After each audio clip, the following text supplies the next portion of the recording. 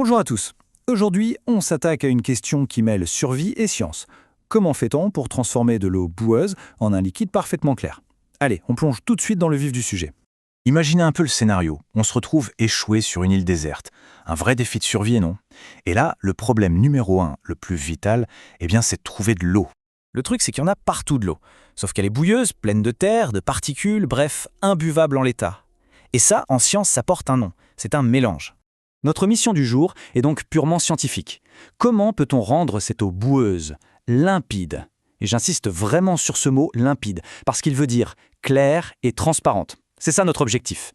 Bon, avant de trouver une solution, la première étape, c'est toujours de bien comprendre le problème. Alors, la question de base qu'on doit se poser, c'est ce mélange, il est homogène ou bien hétérogène? Juste pour poser les bases, notre eau boueuse, c'est ce qu'on appelle un mélange aqueux. C'est pas compliqué, hein. Ça veut tout simplement dire que c'est un mélange qui contient de l'eau.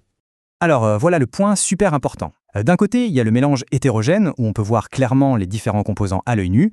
Pour notre eau, c'est facile, on voit la terre et on voit l'eau. De l'autre côté, il y a le mélange homogène où tout semble parfaitement uniforme. On ne distingue plus les ingrédients. Pour que ce soit bien concret, prenons quelques exemples de tous les jours. L'eau boudeuse ou un jus de fruits avec sa pulpe, ça c'est hétérogène. Par contre, de l'eau avec du sirop de menthe ou un bon café bien filtré, là, tout est mélangé parfaitement, c'est homogène. Du coup, pour notre problème sur l'île, le diagnostic est posé. Notre eau est un mélange hétérogène. Et savoir ça, c'est absolument crucial. Pourquoi? Parce que ça va nous guider directement vers les bonnes techniques pour la séparer. Ok, maintenant qu'on sait que c'est hétérogène, comment on sépare tout ça? On va commencer par la méthode la plus simple, la plus fondamentale, la décantation. Le principe de la décantation, franchement, c'est d'une simplicité enfantine. En gros, on le fait rien du tout. On laisse juste le mélange reposer tranquillement et c'est la gravité qui fait tout le boulot. Les particules les plus lourdes, comme la terre, vont simplement tomber au fond.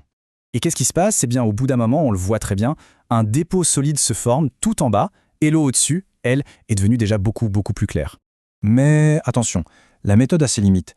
C'est mieux, il n'y a pas photo, mais ce n'est pas encore parfait. Si on regarde de près, on voit qu'il reste encore plein de petites particules très fines qui flottent. L'eau reste un peu trouble. Du coup, si on veut obtenir une eau qui soit vraiment limpide, il faut passer au niveau supérieur. Et pour ça, on a une deuxième technique bien plus efficace, la filtration. Alors là, pour la filtration, il faut un tout petit peu plus de matériel, mais le protocole reste très simple et précis. On prend un entonnoir, on y place un papier filtre, on verse notre mélange et on récupère ce qui passe à travers. Si on regarde ce schéma, on comprend tout de suite. Le filtre, en fait, c'est une barrière physique. Ces trous, ces pores sont minuscules. Ils sont juste assez grands pour laisser passer les molécules d'eau, mais bien trop petits pour les particules solides. Et c'est ça, tout le secret. Le liquide super clair qu'on récupère à la fin, il a un nom scientifique, c'est le filtrat. Et ce qui est fondamental, c'est que ce filtrat, c'est maintenant un mélange homogène. C'est fini, on ne voit plus aucune impureté à l'œil nu. Il y a une analogie que j'aime beaucoup pour ça. La filtration, c'est un peu comme un filet de pêche, avec des mailles hyper serrées. Il laisse passer l'eau, mais il attrape absolument tout le reste, même les plus petits grains de sable. L'image est assez parlante, non? Bon, nous voilà avec nos deux techniques. D'un côté, la décantation, de l'autre, la filtration. Il est temps de faire le bilan pour conclure notre mission survie.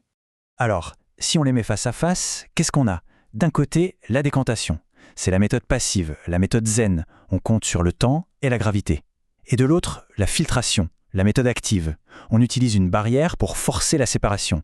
C'est vraiment deux approches différentes. Le verdict est donc sans appel. Pour notre eau boueuse, la décantation, c'est pas mal, ça dépanne. Mais si on veut un résultat vraiment limpide, nickel, c'est la filtration qui gagne haut la main. L'efficacité l'emporte sur la patience.